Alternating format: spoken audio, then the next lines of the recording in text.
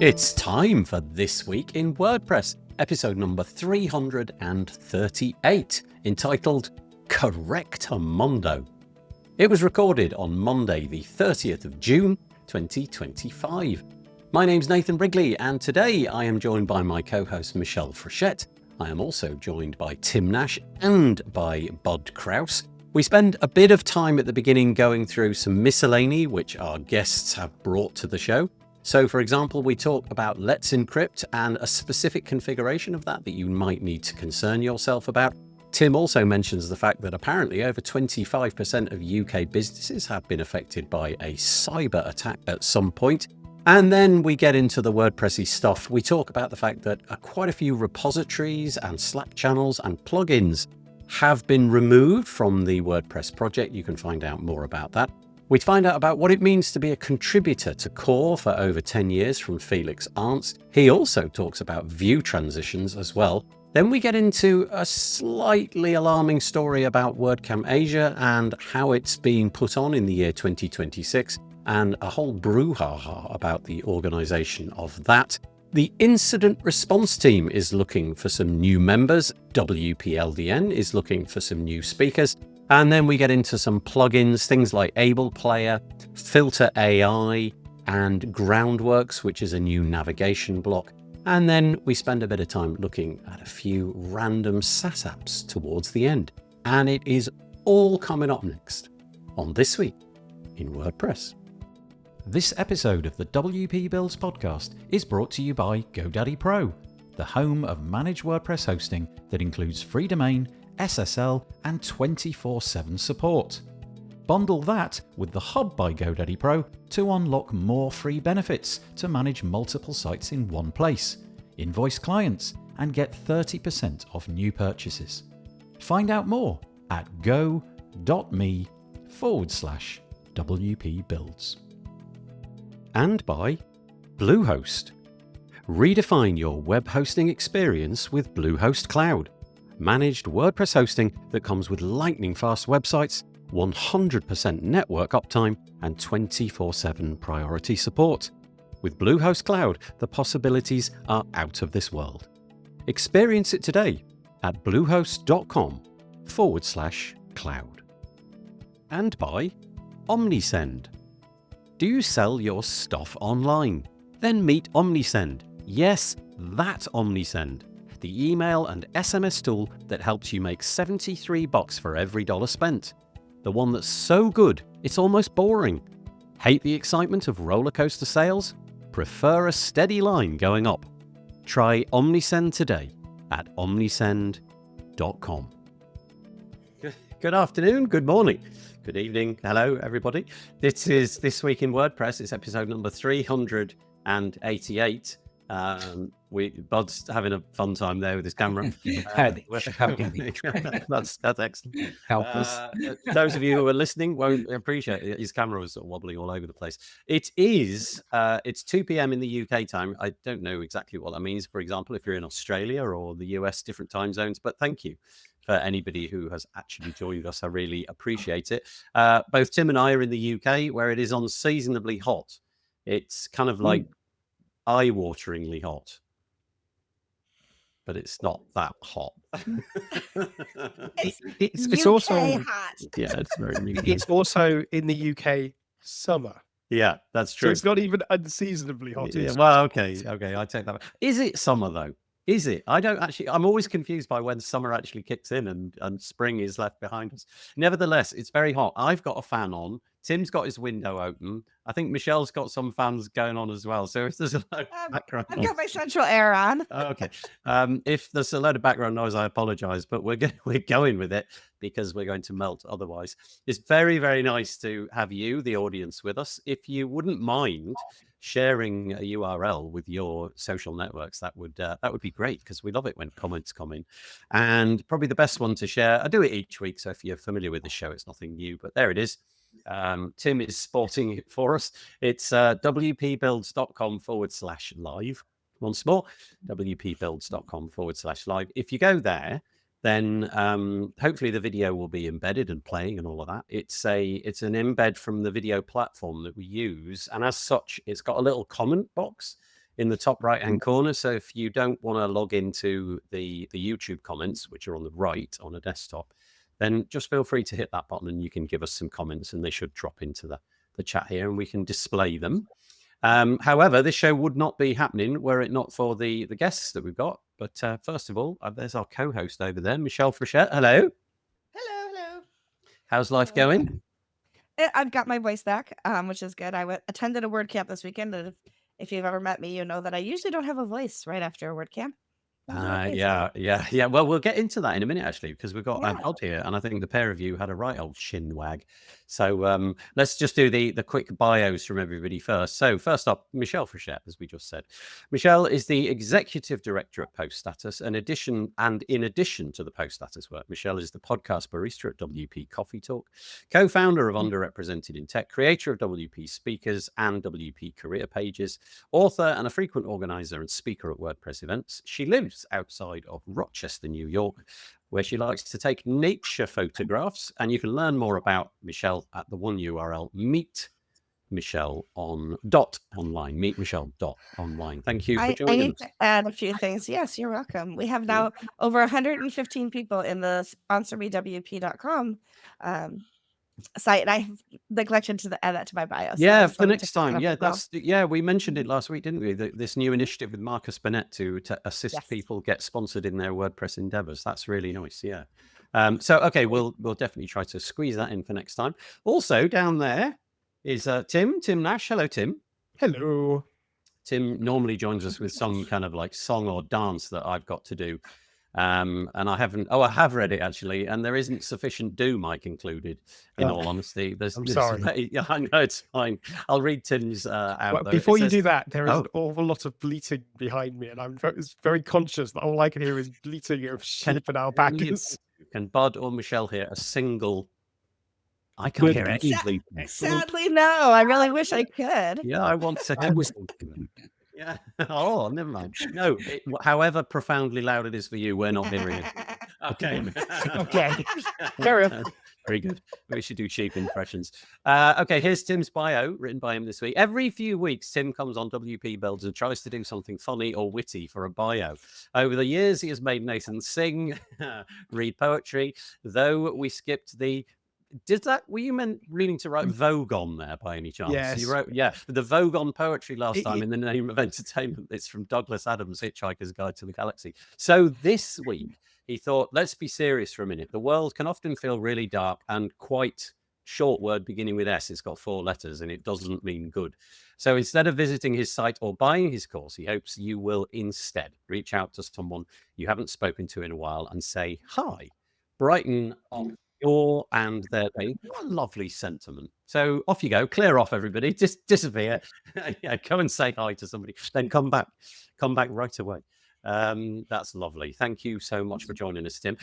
It was really nice. Tim and I managed to we sat next to each other and both had a soft drink the other day in London, because it was the WPLDN, the meetup that we do for the WordPress community in London, and we were lucky enough to spend a bit of time together. Thank you. That was great. Well, Bud and I had a hug on Saturday. So okay. Tim and I did an arm wrestle. Beat that. Yeah. We actually didn't.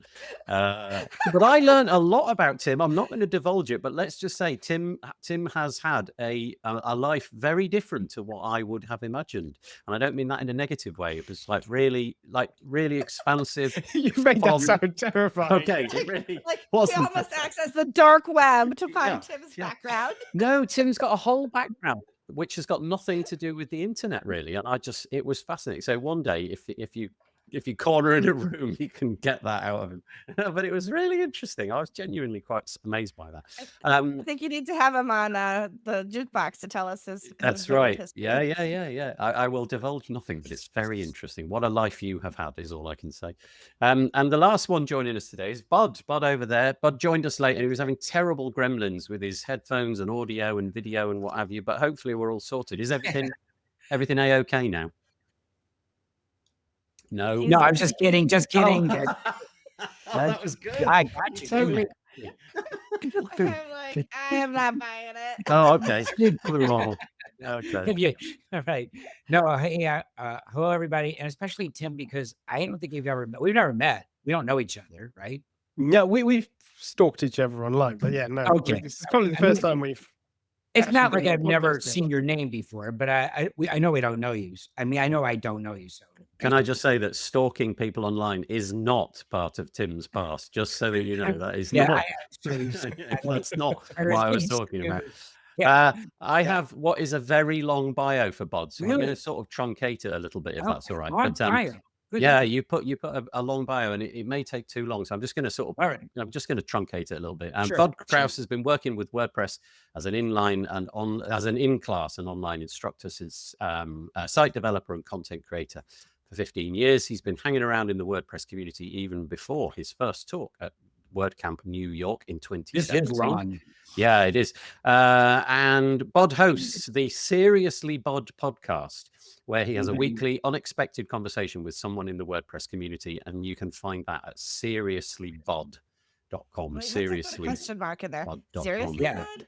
Right. Yeah, you can't have a question mark in a top level domain. Maybe you can. I don't know. It sort of feels No, like you that. can't. You can't. No, you really can't. I can see all sorts of reasons why that wouldn't work. But there's our panel. Thank you very much to the three of you for joining us. Let's see if anybody's hopped into the chat. Oh, it would seem like yes. they have. So Ryan, Influence WP, is joining us from sunny Charlotte. Thank you very much. Appreciate that. Paul Well, it's Halfpenny, probably- he doesn't have the AC on. It's hotter than it is in the UK. And he's like, what are they complaining Yeah, about? what the heck? Yeah. Paul Halfpenny from Letchworth, it says, in Letchworth Garden City in the UK, says, good afternoon from what feels like the centre of the sun's core. We're such a good... Honestly, we moan about the cold in the winter, the heat in the summer, the lack of a good summer. We love the weather in the UK. Thank you very much, Paul. That's brilliant. Tim Nash is obviously joining us. There's a couple of comments there. And Michelle. Tammy Lister, hello. Welcome to the... You see, she's another UK person straight in on the weather. Welcome to the hottest day of the year. I have an ice lolly. Oh, that's nice. That's lovely. Guys, how hot is it? A crazy it's- hot. it's It's like 20 degrees. So that's Oh, 20 is really. It's like No, 78 why degrees, the bud. fuck? Yeah. On. Honestly. I know it's not- The thing is, we're just not set up for stuff like extreme cold. We're not set up for. So Right. our systems all collapse when it snows. Even like a single snowflake falls, the entire rail network goes away. And in the summer when it gets slightly above, the normal level of comfortable, we all know because nobody has air conditioning units because it's just they're not typically worth the investment. You know that your country is older than ours, right? So like you should have had this infrastructure a long time ago. We should have done, but we just don't have the climate to justify the aircon units. Right. Okay. So Michelle's an ice lolly. Yeah, you call them popsicle. So it's basically like watery. You just like, Frozen fruit juice. Hang on, exactly that. Yeah. what do you call a popsicle then? Because a Oh. popsicle here is like a sweet that you pop up, but it's like it's like Those are crystallized. called push pops. Push. Okay. I'm so glad we're covering all the important stuff at the beginning. It's great, isn't it? I love this. I love all this. This is the best bit of the show. Tammy's come back with also UK heat is different because of humidity and no aircon. Yes, Tammy, preach it. The humidity here is brutal. That's all we can say. James Lau is joining us. Hello, good morning, he says. I see that Tim has deployed the UK AC, but yeah, this is it. He's opened the window and he's afraid that the sheep are out there making a lot of noise. Good afternoon, says Elliot Sowersby. Good Hi, afternoon, Elliot. Very nice. Elliot, could I ask you to check your direct messages on Blue Sky, please? Because I've sent you a message about 2 weeks ago, and I haven't had a reply yet. And you probably never logged into Blue Sky. Literally walk down the street and knock on his door. Yeah, I really could. You waited weeks for him to respond in blue sky. It just occurred to me. I just saw his name and I thought, oh yeah, there's that thing that I wrote. Tim's back. It's pretty in effect. Oh, okay, it's a breeze. Right, we got the whole thing about Windows and things like that. Where can we go now? Michelle from James Lau gave a very moving talk this past weekend. Tears accepted. I cried for the first time ever. I cried in my own stock. Oh, come on. You can tell us about that in a minute. Happy 'cause tears. Happy I tears. promise That's we okay. will get to that. Jackson, who was also at the WFLDN meetup, he says, ciao from a very sunny Brighton. I'm sure it is over there. Steve Burge has fallen foul of this platform's inability to show emojis, hand pink waving. Let's we can imagine what that is. From rainy Florida. Aha! For the one day of the year where we eclipse your weather. 77 degrees in Boston. I think we've got it. Okay, here we go. Last one. You guys are getting our recent heat wave from last week. Boston hit 102 Fahrenheit. Oh, yeah, that is a lot. 30. We hit 100 here as well. Can I just say that's the most precise? That's the most precise 38.89. 38.89. That's very. I think that's more to do with the fact that Boston hit 102. Oh, okay. Not that he was sitting there going 38.89. Yeah, Oh, measuring it. into Fahrenheit. Oh, look, it's 102. That's really easy number to know. Yeah, that's right. Yeah, and maybe it does map on some conversion system. That's actually what it is. And then that's brilliant. You see, my prayers are answered. Elliot Sasby, I'll have a look. I've not been on Blue Sky for a while. Elliot, don't answer him on Blue Sky. Walk down the street, knock on his door, and go, No, "What did you want?" It's like a good 30-minute drive, which in the UK is halfway across the country. Right, we really should get to some stuff. So let's do that very, very quickly. We've spent nearly 20 minutes doing that. So first thing to say, this is our website, wpbuilds.com. If you like what we do and you'd like to be informed when we have pushed out an episode, just put your email address in here. And we'll send you 2 emails a week, typically. One when this show, basically, we're recording this show now and it gets pushed out as an audio podcast tomorrow morning. And as we've got to record it with the 4 of us, I thought many years ago, why not just do it live at the same time? Because it's, it's much nicer that way. So that's what we're doing it for. So you'll get an email about that. But then also I'll send you an email about the Thursday podcast, which we do on a weekly basis. Every Thursday we drop an episode. And this is what the archive for that looks like. You can see that in the more recent past, I've talked to Brad Williams about Theme Switcher Pro, talked to Bob Don about, do the woo and open channels and his podcasting journey. And then this last week, this is really worth looking at, actually. I commend this to you. Very good. It's called Independent Analytics, and it's a WordPress plugin, which is kind of a bit of a direct swap out for Google Analytics, only it stores all the bits and pieces in your WordPress database. So you'd be the owner of that data with all of the caveats that go with that. But I installed it and had a play. It's really credible. There's an awful lot of stuff in there. They've been in the market for ages, but they haven't been shouting about themselves. And so this was the first bit of kind of podcasty media content that they've done. And if you like the look of it, then they've actually, out the blue, gave me a coupon code the other day. You can get 10% off if you like the look of it with this code here. You imagine WP Builds as the code. So maybe go and check it out. It's certainly worth looking at. Okay, that is that. Right. The other thing to mention is that, as I said a minute ago, Tim and I were both at the WordPress. You've got to be careful about the way I phrase this these days. WPLDN, a WordPress meetup for the WordPress community, if you like, something along those lines. We have them at the end of each month on a Thursday, and Tim was there for the last one. We're looking for some speakers to round out the year. And if you're in the London kind of area, or you're willing to sort of travel in, it's a great event. Last year's was great. Tim basically was relegated into a corner to mark all of the quizzes. Thank you, Tim. I got a nice picture of you looking like a teacher with this stack of papers to mark. We gave an iPad away, which was really nice. Who won it? Yeah. Who did win it? Who was the winner? I can't remember now. It was a chap from Nimbus, now hosting.com. Yeah, that's right. Yeah. Nice. Thank you. Yeah, it was nice. He was in the room. You have to be in the room if you want to actually walk away with it. So multiple dips would happen, but his name came out first. So, and we did a quiz and we did some silly awards as well. And it was all a bit of a laugh, but we're returning to the normal schedule of having 2 speakers. And so if you fancy, giving us your knowledge, this is the place to go. It's wpldn.uk/speak, wpldn.uk/speak. And we've got quite a few slots open, and we would very much welcome your contributions. In-person events. It's definitely you need to be kind of either willing to get to London somehow, or obviously living in London already. Yeah. Okay, so there's the first bit. Now, as per Michelle's suggestion a few months ago, what we're doing now with this show is if the guests bring anything that they want to draw the attention of the audience to, we're doing those at the top of the show so that they actually happen, as opposed to being forgotten about at the end. So here we go. The first few are going to be coming from the repository of Tim Nash, What's this one, Tim? I can see the title. Expiration notification service has ended. This is from Let's Encrypt. Tell us more.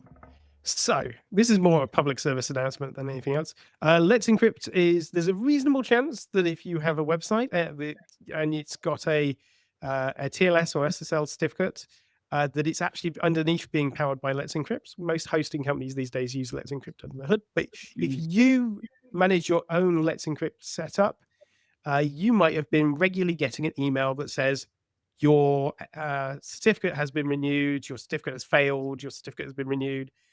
They've probably been coming into your inbox for years and you've probably ignoring them. I guess the good news is they're not coming into your inbox anymore because they're turning off that service where they notify you when something's due to expire, when something has expired. It's worth just spending a second to say what scale this is at, because this is like millions upon millions of certificates. And that means millions upon millions of emails. They also have to hold that data. So they have all these email addresses. And so from Let's Encrypt's point of view, they're like, we don't need these email addresses. We can get rid of them. That's good. We don't want these email addresses. And we don't need to be clogging up everybody's inboxes. We're now in a place where it's such a robust system that actually we only care about failures anyway. So they are slowly sunsetting the whole experience. So if you rely on those emails for some reason, for example, if you've got a system which forwards that email on and it does something else, you just need to know about it. But otherwise, I thought it was mainly to highlight, wow, what an amazing job they do. So do you remember when this kind of all rolled out? Honestly, I don't remember the number of years. I'm going to say like 8 or 9 years or maybe a decade ago. Keep going. Yeah. Really? Decade yeah. plus. Wow. And the whole faff that getting a certificate was, and getting the relevant pieces of that certificate and finding the place in, I don't know, a cPanel or something like that where it would go, and binding it to the different bits of your website which you wanted to encrypt, so maybe the cart page or something like that. It was a right old faff. And then this thing came along, and I remember the promise was you'll just click a button, and thinking, ooh, and how much will it cost? No, it won't cost anything. Oh, even better. And now everybody using it, and because everybody's using it, like you say, millions of unnecessary emails from their point of view, probably quite costly, I would have thought, to send all that. Let's Encrypt is entirely supported through donations, and there are organizations who provide volunteer the infrastructure as well. So while it might not be a direct cost, it's just the sheer saving on infrastructure overall and to the environment. Because if you imagine how many emails they can just stop, that's an immediate saving for the environment as well. So it is a really good thing, and we don't need them. Yeah, I don't want another email. I'm happy. And if you do want them, there are services that still do this, and you can still monitor. They still have their API endpoints. You can still actually just interrogate your own site and say, "Oi, when's my certificate going to expire?" So there's still plenty of ways for you to get that information. You just don't get it in an email anymore. Yeah, I think a lot of the uptime monitoring tools will provide you with this kind of stuff as, out of the box. So if you are monitoring your website, there's probably a tick box somewhere to be notified about things like this. Okay, so that was really timely. Thank you very much for giving us that one. And then we move on to this one, which the headline. So this is a regular newspaper in the UK. It's not a tech journalist paper, and it's called The Guardian, and the headline is quite shocking. Maybe it's not as bad as that, but more than 25% of UK businesses hit by cyber attack in the last year, report finds. Why did you bring this to our attention, apart from that alone? Well, I love that whenever something says more than 25%, which you would take to mean, well, it's not 26%, is it? It's some number between 25 and 26. According to James Lau, it's 25.38%. There we go. He's got the precise data. That's good. Yeah, nice. The main reason for highlighting this is just to highlight that this covers a whole range of what loosely can be defined as cyber attacks, from not being able to have access to your banking because your bank has been having an issue, through to your site being compromised, through to, I don't know, your Bluetooth enabled toilet roll dispenser not working because it's been hacked. Darn. Yeah. or I mean, it doesn't just include cyber as in online, as in your website, but it's still a shocking statistic. And it is I think more shocking is that within the article, it talks about how people are like, well, yeah, this is happening and we're scared about it. And what are you doing about it? Nothing. So I thought it was great. I thought it was a really good article just to give a little bit of a prod. This is one of those articles you accidentally leave on your screen when you screen share with one of your clients. Okay. They just see it there. Just to give, or you probably can't just hand it straight to them, but if you just leave it lying around for them to see, that might give them a little bit of a nudge that actually you should probably do more than going, yeah, this is going to be a problem. Can I ask you a question, right? And this is apropos of nothing. It's certainly not WordPress, but it is right in your wheelhouse. So Tim, obviously, as we didn't say in the bio at the beginning, his background is very much internet security, but WordPress is obviously the niche that he's in here. Like more or less everything these days is connected to a computer. You know, my banking system is inextricably connected to computers. More or less all the transactions that I do involving money and all of that kind of thing.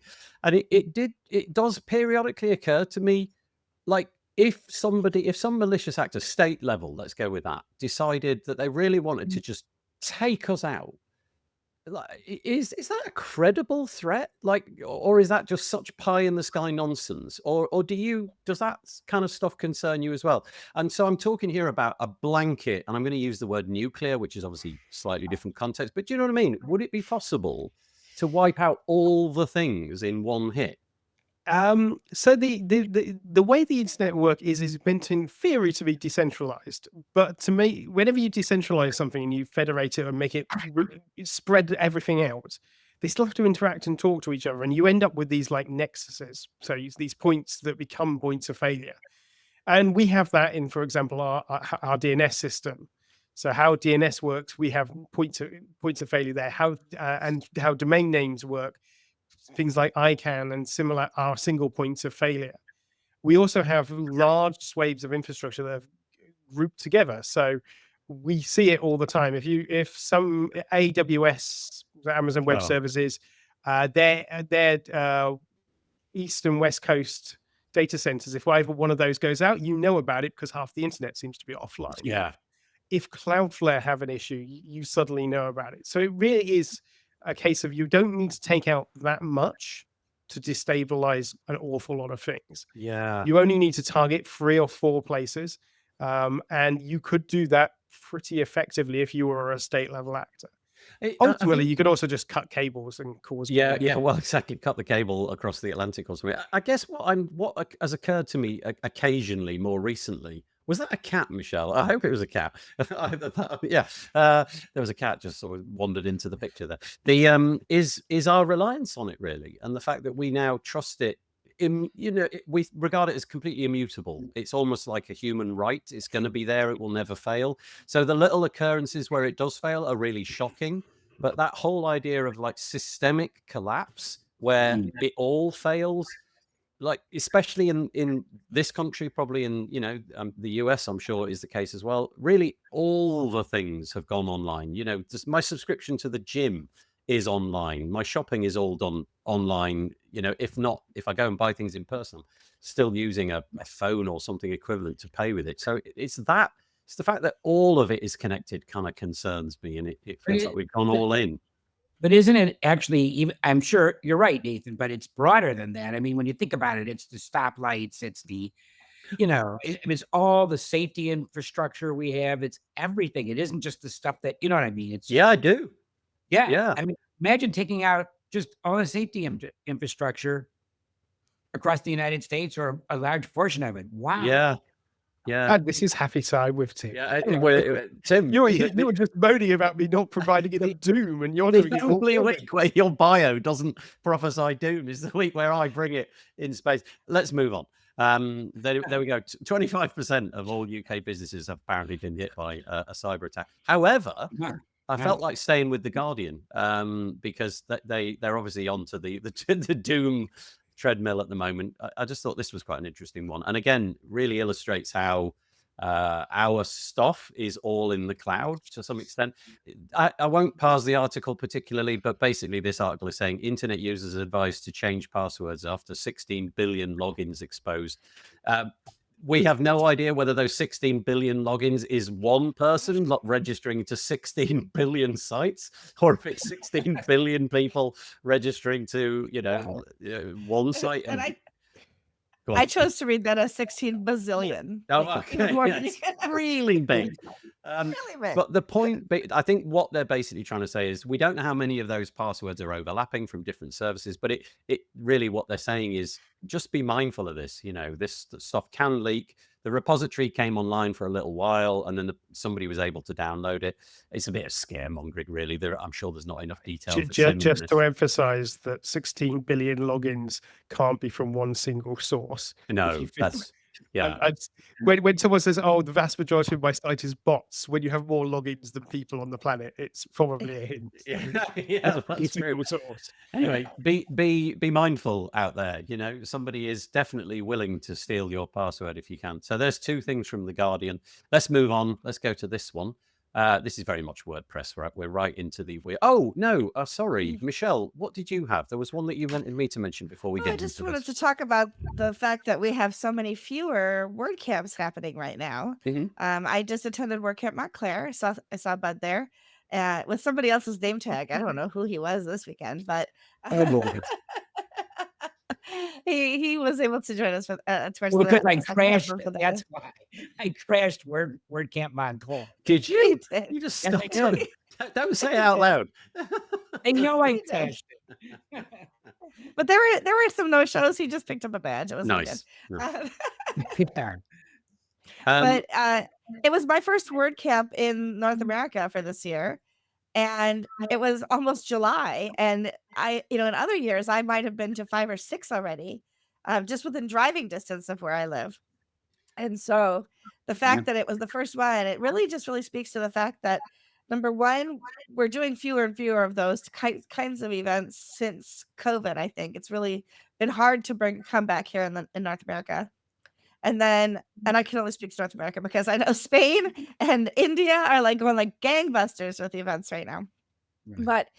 But here it's become more and more difficult, which means that if I want to attend them, it's a more expensive endeavor for me to do that, right? Because I'm independent right now and everything is coming out of my own pocket, unless the company wants to sponsor me to attend, which hopefully they will in the future. Otherwise, I'm just going to be watching everything online. But the fact that it's, there was almost 150 people there this weekend. I did get to speak. I did cry at my talk because I moved myself. Let's just say that. I was very happy tears about the work that underrepresented tech has been doing over the years and the people who partnered with me. Yeah. But it's just, and there are more events that are WordPress adjacent or WordPress tangential. Yeah. That isn't even... I spoke at Color Code earlier this year. I attended PressConf. SomeConf is coming up. We have WordPress Accessibility Day, WP Accessibility Day online every year. So there's a lot of events that are happening, just not necessarily official WordCamps. But Michelle, let's just face it. The WordCamp model in the United States is dead. I mean, we need to move on and reinvent what it is that we need when we get together. When we do stuff together. I've just got a comment on depends, though. I've got a comment on the screen. Sorry, just ever so quickly. Tammy is saying that the UK hasn't got one. Tim and I were saying before we hit record, it was roughly this time last year, so 12 months since the previous one. Right. And I wonder if the appetite is there. I wonder if the people that fell away were maybe some of the more crucial people. And what I mean by that is the people that were involved fell away during COVID, I mean. I wonder if they were in some way the people that were doing all of the difficult work of organizing and making them happen. And so when those crucial people went away, they just didn't exist. Maybe the appetite is there for attendees, but the organizers are not. I'm kind of with you in a way, Bod. I don't mean that it's a dead idea, but I do wonder if it's as popular as it once was. And the other thing is the term WordCamp, right? I mean, right off the bat, every time I explain, I always have to say what that means. That is a marketing problem right there. It's a ridiculous thing I have to explain. WordCamps are WordPress events, but already you're behind the 8 ball. Yeah, but I think you have to do that for any tech camp, really. Any tech event. Like I'm going to CloudFest. What's a CloudFest? Are you talking about the environment? No, we're talking about cloud hosting, right? So I mean, any tech event you have to explain to non-tech people. But I think, but what's the purpose of a WordCamp? Is it just for techie people to get, or a broader range of people who use WordPress who don't know anything about camps? Right, but that's still a tech person. It's still centered around technology. We had this idea. Sorry. I'm agreeing though. I'm also agreeing though that we do have a marketing issue around it. Yeah. But because I think that what we've done, so we have the flagship events that have come into play more in the last 10 years, right? And prior to that, we also had just a lot more localized events. And then the localized events started to try to look like the flagship events. And that's wrong, because you can't run a 150 person camp and expect it to be like a flagship event, because we're not going to attract the casual users, the everyday users, the new users. We're only going to continue to attract the people who are, for lack of a better term, insiders to the whole thing. And so we have to be really careful about how we do that and how we encourage other people. I'm doing TikToks now for WordPress.org, and I had posted something on there and said, Montclair, or somebody had seen something about one of the camps in Europe, and she said, there used to be one in New York City. Was there ever going to be another one again? And I responded and said, oh, WordCamp Montclair is this weekend. She went online, she found it, she registered 2 days before, and she came and I met her face to face because we were able to reach people through TikTok. But how did she not know about it? She's a WordPresser. She's, all over the place, and she had not seen this. So what are we doing to make sure that we encourage people to see the fact that these events are happening? It's not enough to put it in the dashboard. People who are using WordPress on a regular basis don't read their dashboard when they log in. We log in for a purpose, to fix and to add and to do those things. So we're very seldom looking at that first screen that says, oh, by the way, there's some events coming up in your area. Bod, can I just say I've muted your microphone because we were getting quite a lot of feedback. I wonder if it's possible for you to chuck some headphones in the mix. Thank you. That would be great. We're getting, I think, just echoes of voices and things like that. So chuck them in. And I can hear myself back. Yeah, give us a thumbs up when you've done that, and I'll see if it's all working. I do agree that there's an issue with marketing. We'll find out in a moment. It was kind of periodic. Sometimes it was worse than others, but anyway, let's assume that it's going to be working. Yeah. So there we are. Right. So that was what Michelle was going to bring to bear. This is, I don't know if this is related. It's certainly, there's some overlap, I guess. This is a piece on the make.wordpress.org website, and it's by Jonathan DeRosier, published just a few days ago, 5 days ago, and it's called A Little Late Spring Cleaning. You may, if you're involved in the WordPress Slack, you may have woken up just the other day to sort of get a few notifications to say that things that you might have signed up to, channels that you might have subscribed to, were no more. And that was part of what we're talking about here. I'll just read quickly.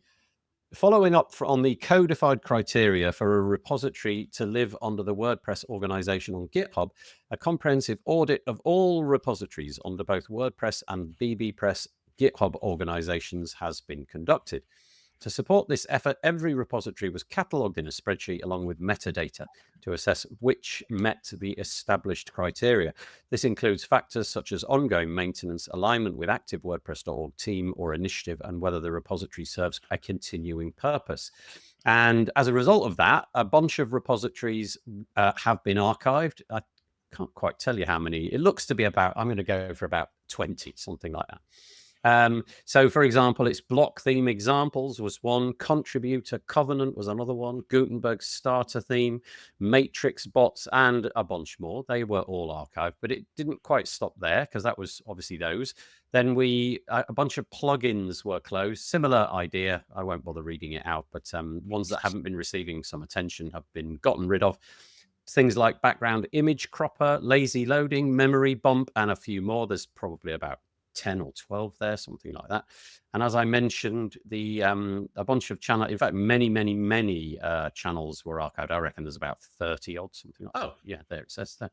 30 channels were archived, including things like or I don't know, media core, council ops, core, tiny MCE, core sitemaps, and a whole bunch of others. They've now gone. I don't know if the panel have any thoughts on that, but there it is. It has now happened. So there you go. Any thoughts, or shall we move on? Okay. In which case, a pruning of the WordPress stuff. Apropos of nothing really, except that Jonathan DeRosier wrote that piece. I thought, well, why not? I did a podcast episode with Jonathan and Joe Dolson, which got released this week. So that's the only opening. Just call you to Tammy's comment, I think is pertinent for yeah, that. I think I missed that. Yeah, okay, I'll just pop that up quickly. For context, they were all checked by Jonathan with Teams, not just closed. It had a lot of diligence. Yeah, sorry, I maybe didn't draw on that too much. I mentioned what. Okay. Just wanted to make sure people heard that. Yeah, thank you. Sure. So yeah, Jonathan and Joe Dolson and I sat down at WordCamp Europe the other day, and we had a fine discussion about whether or not accessibility should become the domain of a canonical plugin, as opposed to something that would involve shipping in core. And if you don't know what a canonical plugin, probably you get more out of that conversation by listening to the first couple of minutes, because we explain what all of that is. But that was a really interesting conversation. Keeping that thread going just for a teeny tiny bit of time. So that was Jonathan. There's two bits there. I just want to mention Joe a second time, because Joe has this, which is it's called Able Player. And he's recently taken custodianship. Is that even a word? He's taken custody of Able Player, which is a video player, media player, but primarily video player. But Joe's background is on accessibility. So the endeavor is to make this the most accessible player on the internet. He's taken it over, and he's doing a lot of updating. He's in that process where he wants to hear from people about what needs updating, but he has begun that process. And so I thought I'd just give that a quick shout. He's just shipped his first version, I think, 4.6.0. So it isn't directly a WordPress thing, but I like Joe, so I thought we'd quickly mention that. I don't suppose anybody has anything to add there. If they do, I will pause quickly. No? Okay. In which case, not that one. I want to go to this one. So we were speaking about whether things should be canonical plugins or in core. Felix Arntz, who is a Googler, he's been working with WordPress for many, many years, 10 years at least, contributing to core, presumably quite a lot more time before that. He is involved a lot with performance, with the performance team, things like that. And he's written a piece which I just thought was really nice. 10 lessons learned from 10 years contributing to WordPress core. It's on the felix-arntz.me blog, and I'll just quickly just go through what his top 10 items are.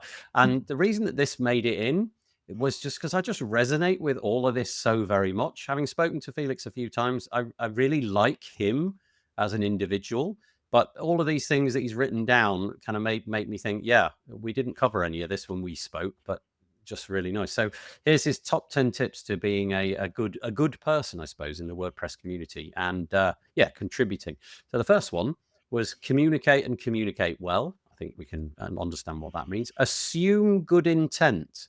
I think this is in the world of 2025. This one seems to be sorely lacking, not just in the WordPress space. Well, in fact, I think really the WordPress space is a pretty good example of doing this over and over again, but we do seem to be lacking this empathy. But I think that's lovely. Just assume that people are going to do the right thing, and then if it doesn't turn out, then you can draw different conclusions. Be persistent. And then he caveats that with as long as it's appropriate. So just basically keep going, which I think is lovely. Pay attention to the detail. I clearly am not a core committer. I won't even ever get close to that, but I imagine you are a core committer. This one is utterly crucial. Think at scale. I've never really encapsulated that one in my head. I just assume that these people, that's how they behave. But I guess you've got to have some sort of mind shift into not thinking about your own environment and the things that you're doing, thinking at scale. Increase scope gradually. Don't do it all at once. Find your niche. This, I guess, is the thing. Joe Dolson is the accessibility person, or one of many, but, that's his niche. Felix is performance. So, find your thing. Be helpful. Adapt well. And then finally, build personal relationships. And I think really he's left this one to the end, because he does go into it in quite a long way, and he's sort of basically saying, you do get a lot out of going to things like WordCamps, fostering personal relationships. That's where the real value comes. You just do everything via Slack, or you just do everything via Zoom calls or what have you, it's probably not going to be as effective. Anyway, I don't know if any of you have got anything to say about that, but it was a nice community piece, and I would commend anybody to read what Felix said there. So over to you if you want to add anything. I'm meeting with him in about an hour, a little more than an hour, to interview him for one of my podcasts. So I'm excited to. I think you will find him, conversation. a very, very, very thoughtful individual. Yeah, he's one of these people He's that a delightful person. he'll turn up to the podcast incredibly well prepared. I do sort of shared show notes, and Felix fills them out. Let's put it that way. There's much detail has gone into his head before he joins you on the mic. So anyway, there we go. Okay, so this honestly, I didn't know really anything about this, but this one kind of captured my attention. I don't know how much we want to dig into this one. This is over at the repository, and it's probably the longest piece that I've seen from Ray. So Ray Moray, who writes the repository. It's one of the longest pieces that I've seen come from the repository in a very, very long time. So there is far too much for us to say, but the headline kind of sums it up. WordCamp Asia 2026 handover sparks tensions between organisers and WordCamp Central. I'll try and summarize it. Essentially, the story goes a bit like this. In 2025, we obviously had WordCamp Asia in Manila. And then it was announced that at the end of that WordCamp, it's announced what the next one is. And it was announced that Mumbai in India was going to be the next one. So it turns out that behind the scenes, it might have been in Japan. It might not have been anywhere at all, because it seems like quite a few of the organizers were kind of feeling a little bit burnt out and a little bit sort of sidelined and marginalized. So there was even a suggestion that 2026 was just skipped altogether. Yeah. However, unseen hands, I think, got involved, and the sort of accusation, maybe that's the wrong word, maybe that's too strong a word. The accusation is that kind of Mumbai was just arbitrarily selected by somebody somewhere. And you can imagine the sort of disagreements that might come as a result of that. So there's a lot. There is an awful lot here. But it would appear that the WordCamp Asia whole enterprise is not the sort of smooth sailing ship that, certainly from my perspective, when I showed up, it looked like. So there's a definite simmering of discontent and disagreement about the way things have been done and handled, and let's just hope that that event does carry on and that it's a success in Mumbai. I'm sure that you guys maybe have read this one, I don't know, but if you didn't, do you have any thoughts on it, or even if you did? So okay, let's go with Tim. Let's go with Tim first, and then I was going to sort of link this back to the previous piece with Michelle was talking about. So I very much have come to the conclusion that the big events, WordCamp Europe, WordCamp Asia, and WordCamp US, shouldn't exist or should be in a lot of WordCamps. I think almost the exact opposite to Bud. I think WordCamps are grassroots events organized by small volunteers who are passionate about something, and they should be allowed to do what the hell they like, organize how they like, and just be let loose to do what they need to do for their communities. These big events, they need large organizational teams. They need lots of money. They need, there is a level of professionalism that is very different. And we lump this onto a bunch of volunteers who burn out, get stressed, and then hand over to somebody else to burn out and get stressed.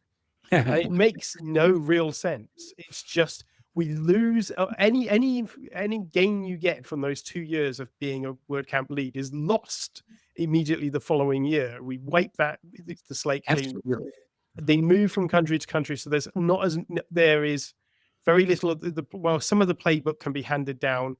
Quite often, especially for WordCamp Asia, I imagine they lose an awful lot of that playbook, has to be thrown out and restarted, because you're in a completely different country with a different set of cultural norms, different set of infrastructure, and a completely different team on the ground.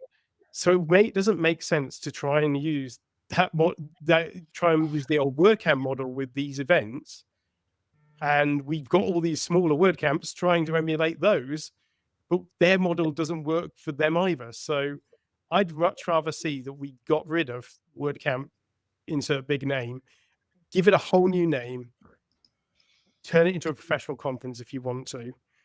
But it doesn't think but it feels like we should just not have volunteers running those conferences. Or if you have them as an advisory panel to dictate the direction, but not necessarily doing the hands-to-hands running.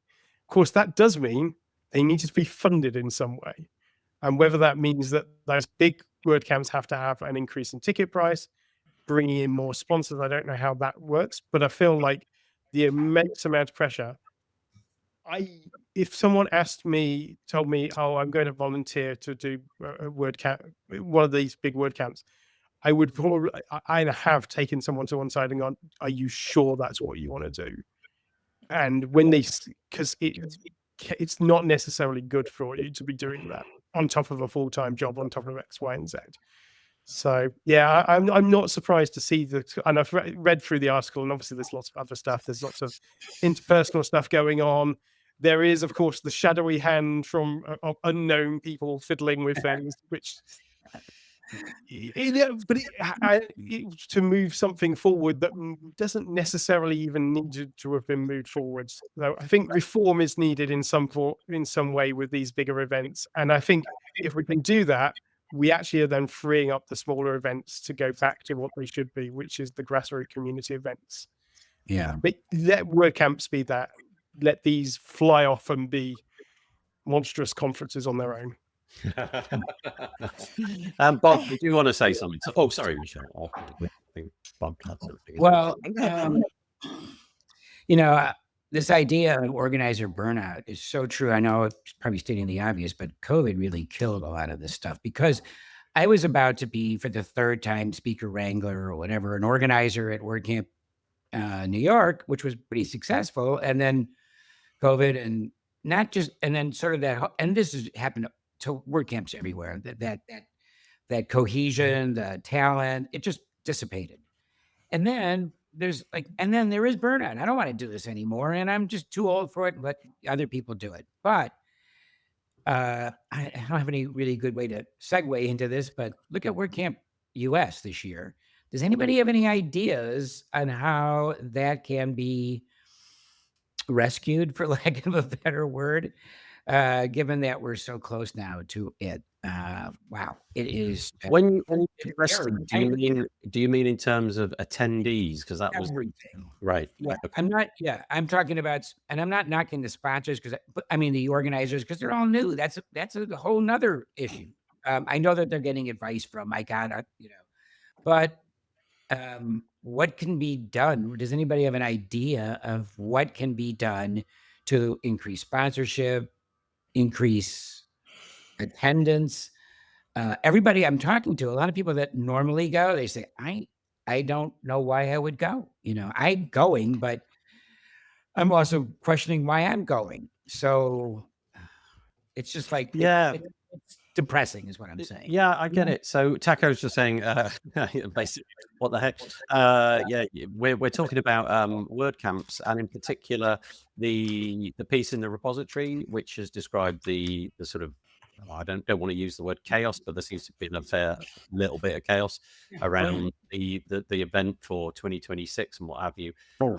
And prior to that, we were having a discussion about whether or not WordCamps themselves, maybe Tim was suggesting that the WordCamps ought to be sort of given a free rein, and the big WordCamps, the flagship events, kind of ought to be, I guess, more corporate, or just sort of, more professional, in inverted commas, where the staff all get paid, or you hire an agency in to just run the whole thing or something like that. Yeah, that's interesting. It's really, really interesting. I do not know what the answer is, in all honesty, but it would be a shame. Yeah, I mean, I like the idea for the flagships to be professionally run. But wouldn't you have to have a commensurate fee attached to it? Like going up from, I don't know, let's say $60 or something like that they are at the moment. I'm imagining you're more into the sort of $400-$500 level. So that might make the attendee just sort of shrink beyond all worth. I don't know. Michelle, you wanted to crack in, I think.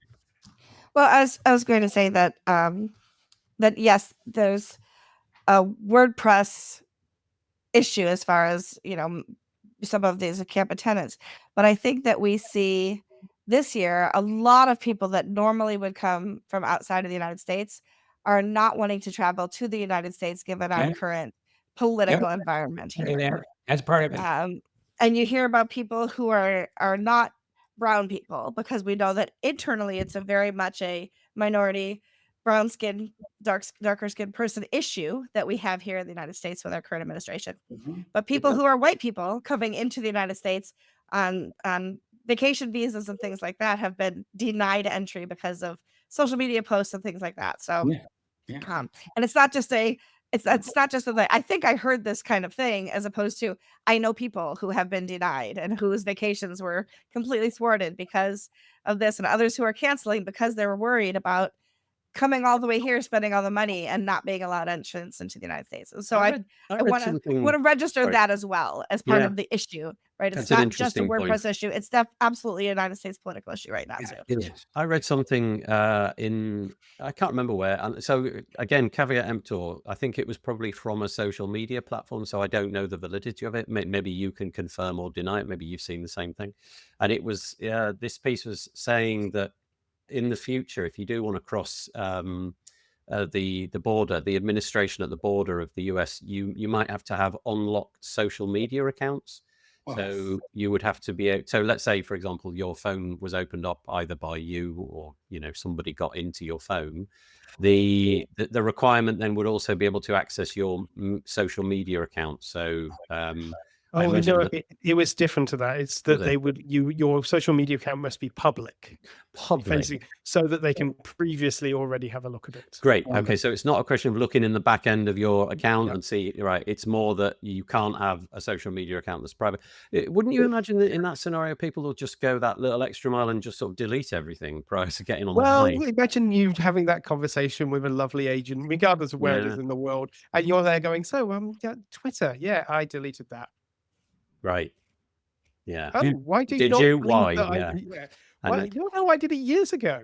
Let's go to the Wayback Machine, shall we, Mr. Nash? Yes. You can sort of see where that conversation is going to go, which leaves you into it does lead into a really awkward position, because somebody may well have deleted it for various reasons. And there are absolutely loads of reasons why the vast majority of private, let's say, Twitter accounts are private and should remain that way.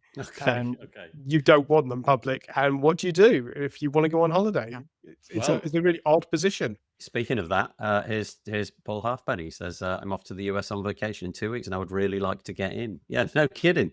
Be a bit of a blow, wouldn't it, getting to the US on holiday and sort of then just going home? To be fair, I don't think it's a widespread issue. I think it's very much a case-by-case issue, and I don't think we're seeing it in droves. And I think there is some fear-mongering around it, but I think it's keeping ticket sales down right now. So that's an added piece into the wrinkle of the whole thing. Absolutely. So Tammy's just, confirming what Tim said. This is a public thing. You have to have your account public. And okay, so there we go. And it apparently, I think that's the invent. Okay, let's move on slightly, unless any of you three have something to add, but I'll just raise this on the screen. So this is Isotta. I'm going to say it wrong. Piera. Isotta Piera. There you go. You see, I got it wrong. So what Michelle just said, the incident response team. Yes, I'm so bad with names. The incident response team is looking for new members. So I don't know if there's some kind of overlap here between the story that we had a moment ago and what have you. If you read the repository story, there might be some indications that maybe there is a bit of an overlap if you read it from top to bottom. The incident response team, you may well not know about it. Again, I didn't know that this thing existed. We're expanding the incident response team, IRT, and are looking for new contributors. The mission of the IRT is to provide a clear channel for community members to report and address incidents that may violate the WordPress community code of conduct, ensuring a safe and respectful environment for all participants. If you're committed to fostering a respectful community and have experience in community moderation, conflict resolution, DEIB practices, we'd love to hear from you. And there is a button right here which leads you to this form. And you obviously have to declare your WordPress username and things like that, where you are based. And there's a bunch of questions kind of drilling down to all of that. I didn't even know this team was a thing. Well, I don't know kind of who do you think? Who do you think? When you report a code of conduct violation, where does that go? Yeah, Yeah. exactly. Now Wait a I minute. I just ask a very simplistic question. Why would anybody want to be involved in this? I mean, I I'm so- applied. there you go. Ask All right, directly. well, sure. Let's have the answer. I don't know. So I am very much committed to a very fair and Okay. well working community where Okay. we have mutual respect for one another. I have not, to my knowledge, I've not broken any codes of conduct, but I've had people break a code of conduct against me. And I was on the receiving end of some Okay. fair negativity. And right. I didn't even report it, but others who were within earshot did. And so I was able to see what that looked like from Right. the perspective of somebody who has been, I don't want to say victimized because it makes it sound like I was, beaten and left in an alley, but basically the recipient of the code of conduct violation.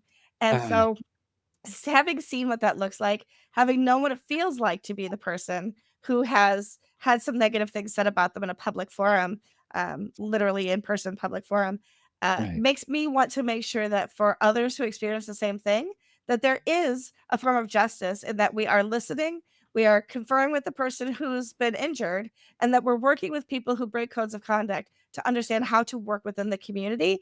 And if that means censoring them or putting some kind of a 1-year ban of attending events or speaking at events or whatever that looks like, I want to see those things happen so that we move forward in a much more positive way. So totally- the teeth that you have, is the teeth would be things like banning, I guess removing accounts, for example, from .org or / and things like that. I mean, a very basic example is that I am a moderator on the photos channel for the photo directory. I have been so far the lucky unlucky person who 2 times we've had pornography put into the directory. It gets held in moderation, and only those of us moderating from the United States and a very select few of us have access to that channel because of legalities. So I have been the person to see both female pornography and male pornography submitted into there. And I was able to get those accounts banned because that is absolutely a code of conduct violation.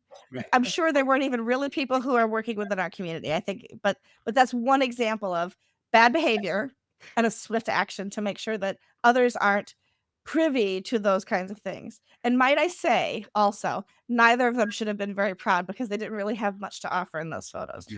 Well, now, I'll leave that there. It's got to be the title of this episode. But They didn't have much to offer in those photos. Well, you carry on. I'm going to write that down. I knew that you're going to, but are you concerned of like retribution or recrimination or anything? Like Michelle, you say something about somebody's code of conduct and I'm like they retaliate against you or something like that. You know what I mean? I'm not saying. Oh yeah, I can. So when somebody reports it, I'm victimized, somebody else reports it. That person. I have bad behavior. What a surprise! And then you report it as a violation of code of conduct. And then I just take after you. Michelle did this, and you know what I'm saying? Like I don't think we've seen that. I don't think we've seen that. You're not concerned about that kind of thing. I am not concerned about that at all. If I am on the IRT and somebody has been a bad behavior, I think we've seen it a little bit. Like we know what Mika went through with when she was in charge of plugins and those kinds of things. Right. I think, and Tammy's saying that's incredibly rare. I agree that's incredibly rare. It's terrible when it happens. I don't want to downplay it at all, of course, but it is incredibly rare, and I think that we have the ability to deal with those situations. There's a few comments that have come from Tammy, and I'll just read them in order. So the first one is that is incredibly rare. I'm imagining that comment coincided with the photograph uploading. I think so. You were talking about, and then Tammy goes on to say, I've also been involved with this work, and it isn't at all normal for the highest level to be implemented, but you need the process. You also need to do a rotation in and out, to have breaks. Though, this is the sort of thing you hear about these content moderation farms for platforms like Facebook, where these people are just relentlessly exposed to this horrific stuff and don't get a break from it. So there is that. Then just returning to the story from a moment ago, Taco Vidonshop, he's saying WordCamp US this year will be the first flagship WordPress event that he's not attending. He said it I know. hurts, but it doesn't really make sense to travel right now. He's afraid. He says, I'm afraid. I guess he means I'm afraid about, not about the comment, not afraid of traveling. Maybe he means both. I've been on the IRT at various WP events, and I'm convinced it's a great way to make a positive impact on our community. I have as well. Yeah, Okay. nice. Okay. Unfortunately, it's not for everyone. Not everyone in our community. This is Taco again. Not everyone in our community seems to be treated equally, which is why I'm hesitant to apply for the global role. And that's one of the reasons I want to apply for the global role, so that perhaps I'll be able to have a positive impact on having people treated more equally. So maybe that's pie in the sky dreaming, and maybe Taco's laughing at me right now, and if he is, that's fine. But I live in my Pollyanna world, and I think I can help make the world a better place. Honestly, it's such a strange world we live in, isn't it? I just keep saying this over and over again, but if you rewind the clock just 30 years, this conversation would have seemed like something out of Star Trek. What do you mean moderating things? To be fair, we wouldn't be having this conversation 30 years ago. You'd be a square, I would be a square, and there would be some MIDI noise Yeah, that's right. on our dial-up line. That's right. Yeah, we'd have to meet in a pub somewhere, though. Yeah, but the fact that we're trying to run these global communities, right? We're trying to convince people to stick to a set of morals which we hope will bind to people's consciousness. The fact that we've got, almost trying to police things. And so, obviously you can't actually police things because you're not the police, sort of hoping that people will be moral. What I'm trying to say is it's so difficult to imagine all of the scenarios and the sort of justice that you might administer and all of that. You don't want only automaticians. You don't want only people who work for Automatic to be on this. You want community members because we have a stake in the community. When I worked at the University of Rochester 30 years ago, so definitely before the internet was what it is today, I was on the IRT or the version of it for code of conduct violations, student to student, student to teacher, teacher to student, all of those things, peer to peer. And so that I would help evaluate when those, and I had extensive training on what that looks like and how we help move a community forward when violations have happened. So I'm hoping that I can have, and I see that Taco says he's not laughing at me. Really hopes I succeed in that. I hope that people like me help succeed in that too. So we'll see how it goes. Also, just to emphasize what Michelle just said, none of this is new. No. 30 years ago, we were doing this in BB forums. We were at events. I was working things like at live music events. Back then, I was part of the same team that was just looking out for people and making sure people were safe. This is what it should be. Our government, we have juries of our peers. I mean, all of that works for the same kind of reason, whether it's successful always or not, right? Okay, so there we go. The incident response team is looking for new members. If you fancy that role and you can accommodate those proclivities, go and check it out. I will put it in the show notes, which will, of course, be published tomorrow morning. Much love to Taco and his comments to me. So yeah, that's nice. Yeah. Oh, has he put something else? He'll be there if I need him for help. Yeah. Always. Okay. So I'll be okay. Thank you. All right. Right. So Paul Halfpenny is, I don't know, in the comments, and a couple of bits. I might have given a heads up. Oh, did you? Okay, thank you. Yeah. Yes. So in that case, if you're giving him a heads up, we won't cover these two because he's going to get all big. You get all big-headed. No. So first thing, the company Filter, which Paul heads up, has a new product in the marketplace. It's called Filter AI for WordPress. You can find it at filter.agency/filter-AI. Put a link in the show notes.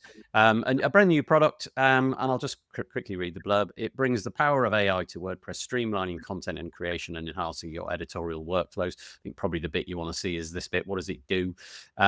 It's got settings. You've probably seen something similar elsewhere, but you've got the option to modify the kind of voice that you use. It's got Yoast SEO metadata. It will be able to create alt text for you, post titles, product descriptions. It has the capacity to, write, rewrite, and change the tone. Excerpts and tags, stop words. I don't even know what that is. Set stop words up at a global level to ensure that AI responses don't include specific words or phrases. Oh, like naughty words, that kind of thing. Or the competitor or something like that, I guess. And then you can, M dashes. yeah, or the M. Honestly, that's such a clue. Like nobody uses M dashes. Apparently, there's one person somewhere who uses M dashes, and it's a bit of a giveaway. My trivia question on Friday was where is it? College kids are turning in papers with typos on purpose. Why? And it's to thwart the AI readers, right? Oh, They're we'll come to that in a minute. making Actually, mistakes, yeah. I'll raise that in a second. And then the last one on here is the choice of a AI platform, so you can bring your own AI API key if you like as well. So congratulations for Filter for creating that, but also secondary. Personalized WP is also created by Filter, and this week they've announced that the Pro version is going to be free. I think we've got that right. Tim and I weren't 100% sure when we before we hit record, but I think judging from this that, well, it still looks like there's two versions, a light and a pro, but it looks like the pro. So maybe the light is now you can't pay for it. just to They be, just switched. just to be a bit They different. swapped. Yeah, that's right. I'm guessing that basically everything is now free, but maybe they're keeping the light version separate. Paul says Correctamundo, but I'm not sure what of the correct. Correct. Yeah, that's right. What the I heck? think it's all free now.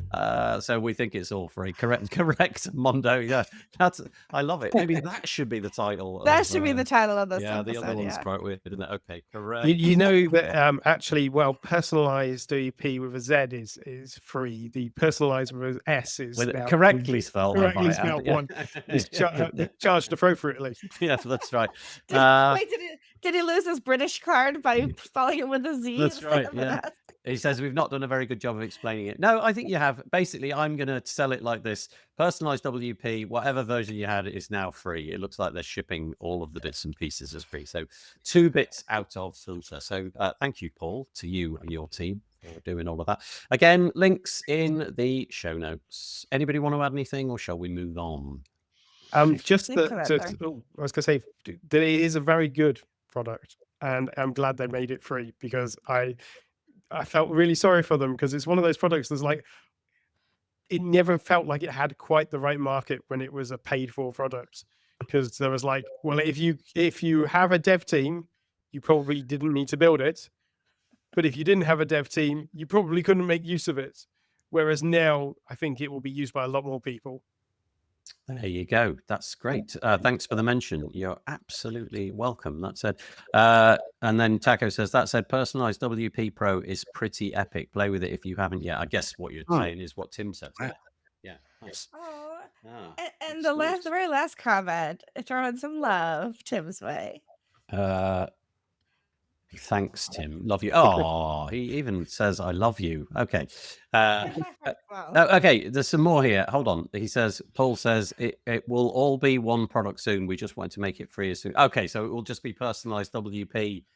Let's call it one. Personalized WP 1, just to make it more confusing. We're going to fold it in together, like folded the cheese. Light refers to the weight of your wallet after purchasing it, as says Taco. I love stuff like that. Keep it coming. That's great. The more we have, the better.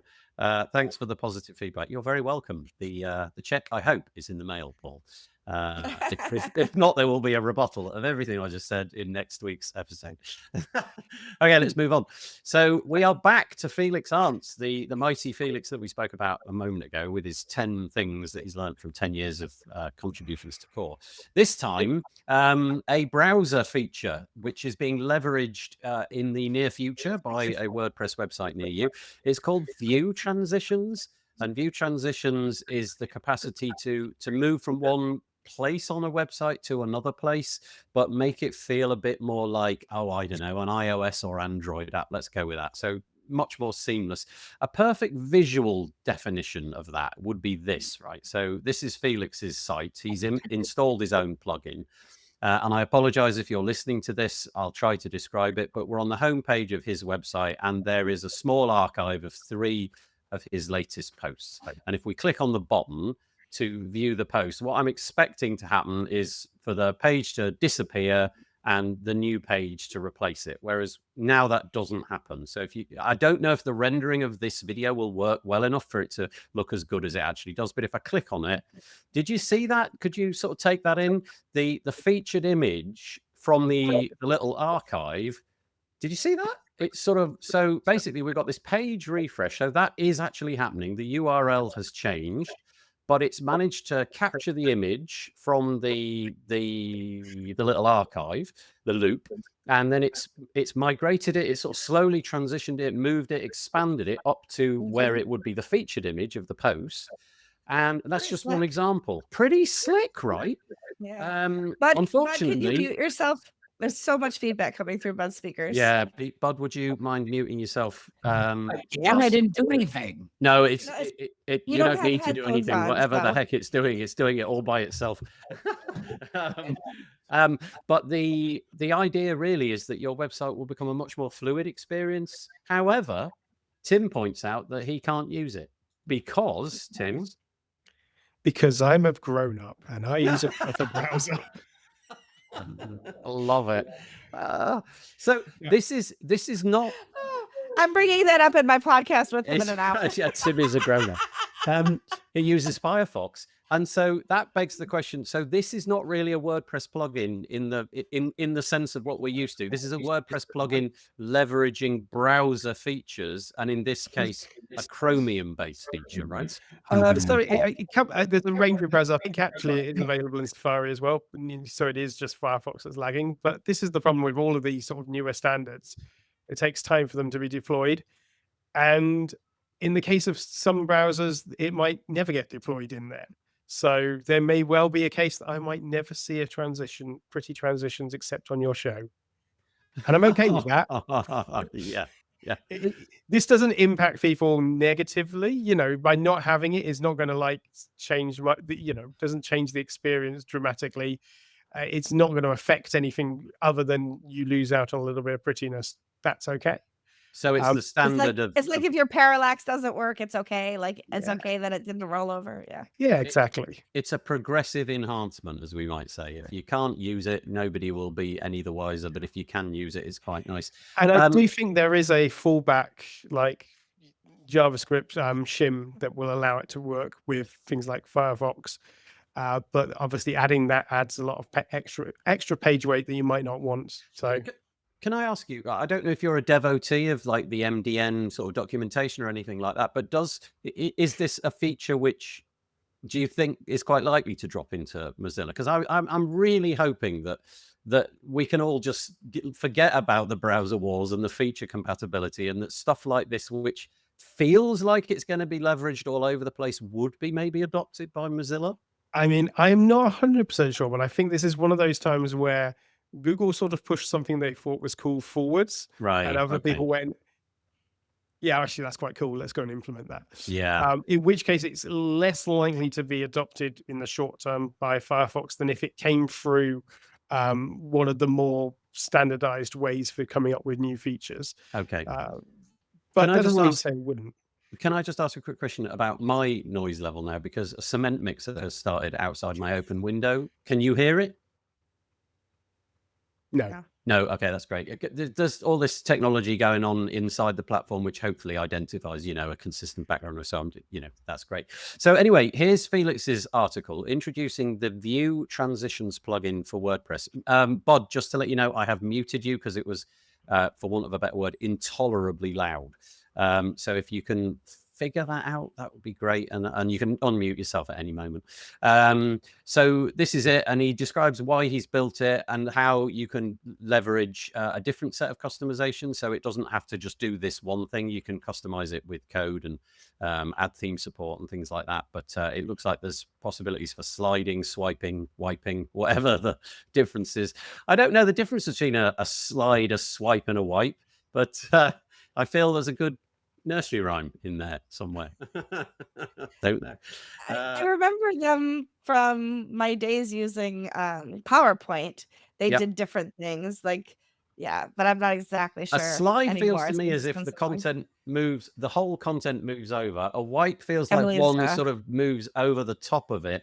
But a I think you're swipe, correct. I don't know what the heck a swipe is. I'm not. I don't know. A swipe replaces.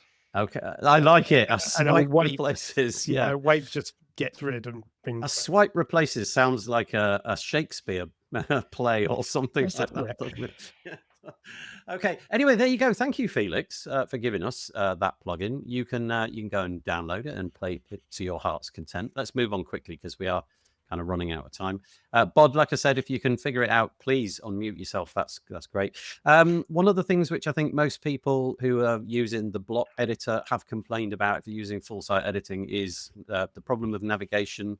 The defaults that you have are, let's go with basic. There's not a great deal you can do with the defaults. So it feels like at the minute there's quite a few plugins and things coming out to try and tackle that. Cadence, I know you can do your own menus with Cadence. I know that Generate Blocks have just dropped something like this. And here's another one. This is by Groundworks, or at least it's called Groundworks with an X, not a K, navigation. And you can get early access for it. It does exactly what you'd expect. It takes the bog standard capacity of the navigation block and hopefully adds other things. For example, it adds what you might call, I don't know, let's go with an accordion, although it might be a details block or something like that. It also adds nesting, so you can do like UI and ULs, that kind of thing, or nesting without the icons. Anyway, just thought that it might improve your WordPress website if you are using full site editing. Anybody want to comment on that? Probably not. X, that's not a UK thing, right? Like What's that? Spelling with an X, that's not a UK thing.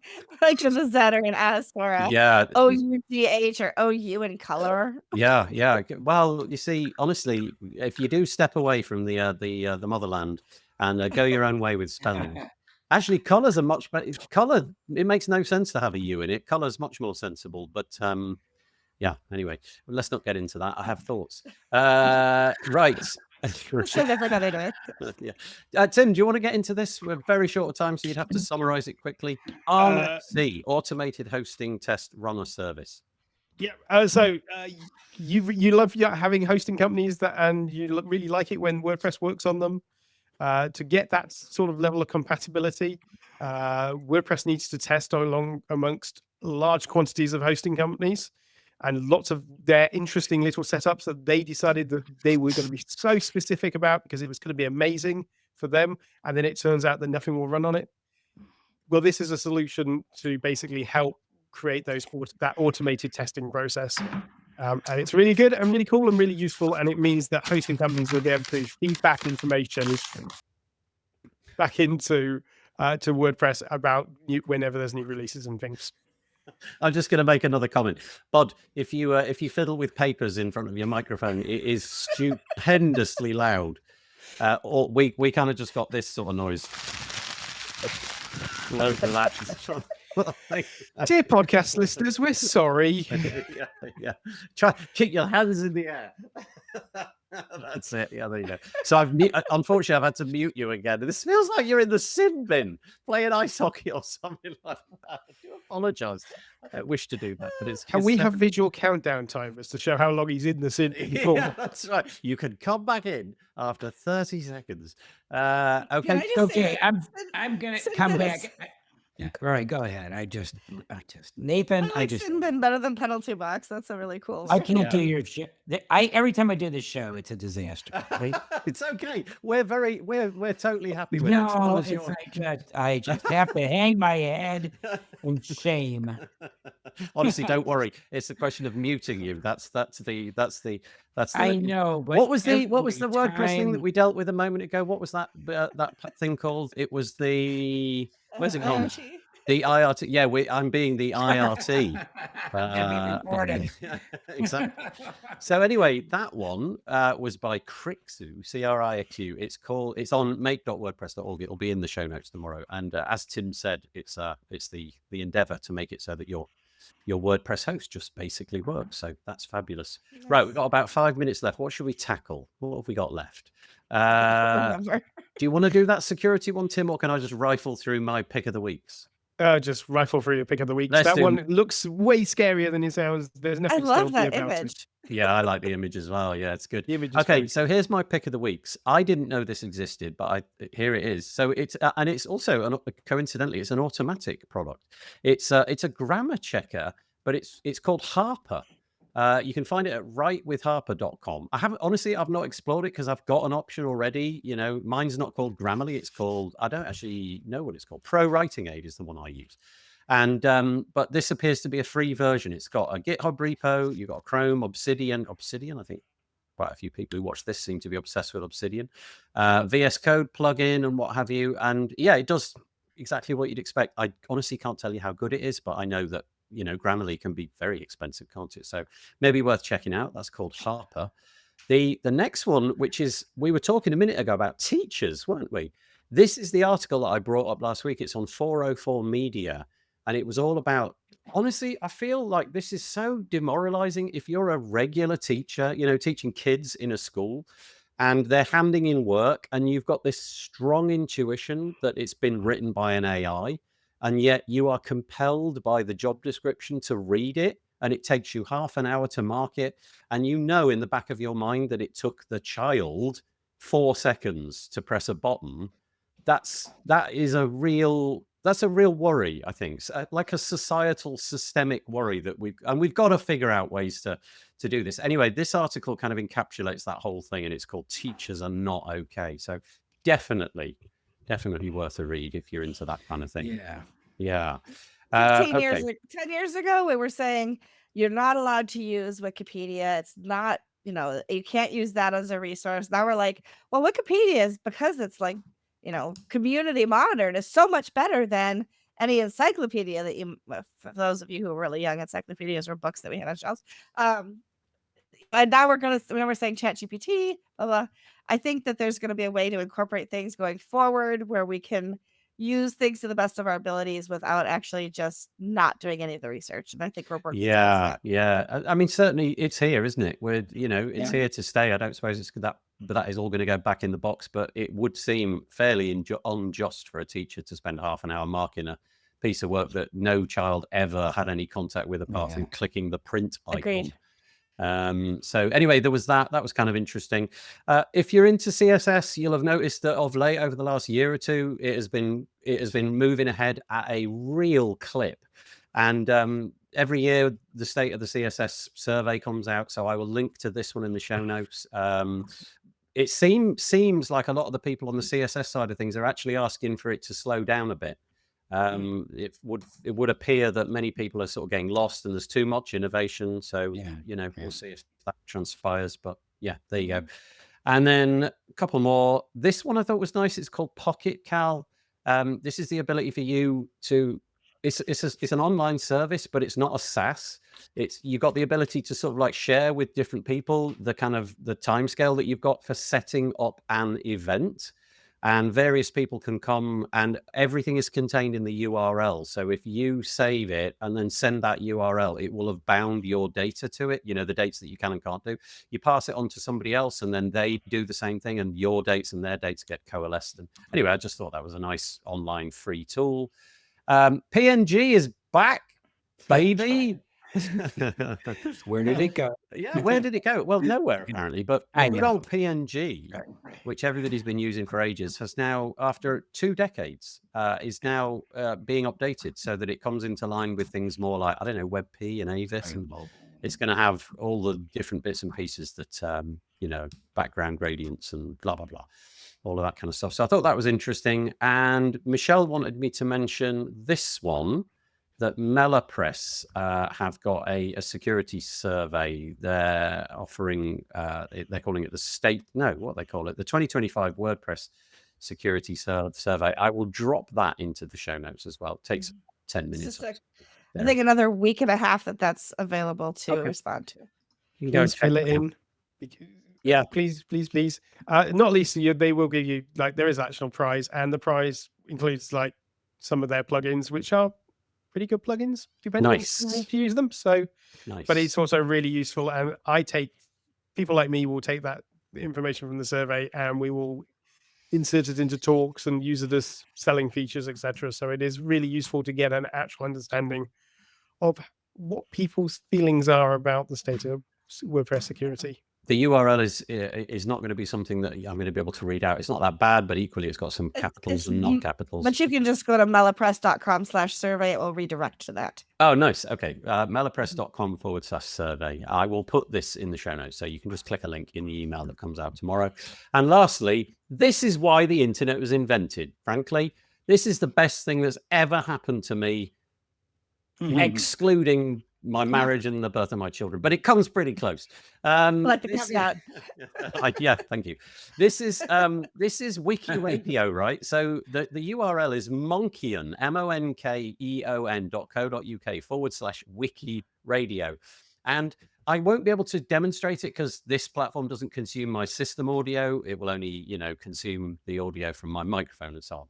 But basically, you'll press a button and it will pick a random file, a random audio file from Wikipedia, and just play it to you. Oh my God. Like it's so, I love like general knowledge and trivia and miscellany. And so you just click it, and most of the time you'll be like, I have no idea what this person's talking about because it's in a different language. Or then you'll just get some like Bolivian choir singing, followed by, like Clement Attlee talking from the 1900s. It's just brilliant. I lost like half a day to this, just playing it over and over again. So what I'm really saying is don't go to this URL, because if you're anything like me, you'll lose half a day. But I can only imagine you in the days of stumble upon. Click. But it was so good. You know that serendipity when something, and you just you click it, you don't like it, you click it, and then it's like, oh, what is that? And it was some random choir in Papua New Guinea doing some chant. Oh, it was absolutely wonderful. And then of course you can go to there one where you can look out of other people's windows? Isn't that something too? Oh, I don't know. Yeah. I'll see if I can find that one. Yeah, not sure. But Nathan, let's confirm out of other people's windows. Does this subtract from the time that you listen to those weather reports for fair? No. So you know what I went on to Bud's podcast, and Bud we got into this whole thing. Tim, you maybe know about this. Do you ever listen to the shipping forecast? I have listened to the shipping forecast. Okay. So just so that you know, in the UK, we have this radio station called Radio 4, and every evening or morning at about 1 o'clock, it goes, it shuts down for the night. And just before they shut down, they play this music called Sailing By, which is beautiful, very tranquil. But also they read out the shipping forecast, which is a vestige from, from the advent of radio. And the intention is to give information in a really concise way so that fishermen out in the sea can have some indication of what's going to happen in the next 24 hours. But it is sublimely weird to listen to. It goes a bit like this. Shall I do a demo? Is that absolutely? Okay, and then we'll finish. So it goes a bit like this. It goes, Cromarty, 612, rising slowly. North at Zera, south at Zera. Then it might say something like, falling more slowly. And it just goes on like that for about 10 minutes. It's so great. It's just such a part of my growing up. I couldn't sleep at night, so I put the radio on, and that would. Anyway, there we go. You are so British, even if you haven't listened. You are even British if you haven't listened to the shipping. No, Tammy, frankly, if you haven't. No, you're not. If you haven't listened to the shipping forecast. No. Send me the URL. I said it wasn't as good as the birth of my children. But I did say it was pretty close. And we got a fun fact. So here's some miscellany from Taco. Fun fact, this weekend I walked... What? Oh, yes. I walked 84 kilometers. Oh, wow. Is that real? Did you actually do that, Taco? This weekend I walked 84 kilometers whilst listening to Bud's podcast. Is that the limits that Bud's podcast has driven you to? Running through Taco, I simply don't understand. I'm guessing it was some sort of sponsored event or something. I did notice there was a binge listener to seriously bud and ask a Okay. couple of Oh, things. there Okay. you go. It was him. All right. Yes. Now Was you've it got double sponsored? Was it sponsored both to listen to Bud and to do the wall? Yeah, that's Which right. one was the sponsorship for? Yeah, yeah, that's right. The thing is now, Taco, you can all you need is Wiki Radio. That's you're going to be your best friend going forward. You can listen to that for your 84 kilometers. No, he says, I didn't. It was a typo. It was 86. It's 86 kilometers. Oh, good grief. Okay, Really? on that bombshell, I have nothing to eclipse that. We will knock it on the head. And he said, okay, one more. He says it was just a training weekend. Some people put you to shame, don't they? Yeah. I sat on a sofa. My But I'm still- comment didn't come through, but window-swap, if anybody's interested in seeing those it's window-swap.com. You don't have to Okay. clear it up now, but I just wanted to include it. Maybe case people for wanted another to know show, about I it. can add that into Yeah. the show notes. Yeah. Yeah. Tim, were you going to say something before we? Yeah, knock on the head? I have more questions now about what he's trading for. Is he trading for more Bud's podcast? Yeah, it's a full-on odd marathon that he's trying. I don't know. It's Yeah. not really, I don't know. Yeah. Thank you so much to my three guests, my co-hosts over there, Michelle Frechette, also to Tim Nash, Doom speaker, he says, and also to Seriously Bod. Thank you for sticking with us. Seriously, Bod, thank you. Thank you. And thank you for those of you that joined us in the comments. We appreciate it. It really keeps the show sort of ticking along very nicely. We will be back in about a week's time, hopefully, for a different show with a different set of panelists. But yeah, thank you very much. Before we go, though, one last thing. We have to do the humiliating hand wave. And there we go. Oh, Michelle's poking through the eyes. There we go. I think we've got everybody. More or less. Yeah, that'll do. That's great. Thank you so much. We'll be back next week. Is that a cow behind you now, Tim? Oh, I look, believe yeah. I believe it's a pair of horses. It's Okay. is it? Oh, yeah. Yeah, there are 1, 2, 3, 4, 5, 6 horses and Okay. about 8 alpacas. And There you on go. that bombshell, we will leave you until next week. Take it easy. See you soon. Bye. Bye.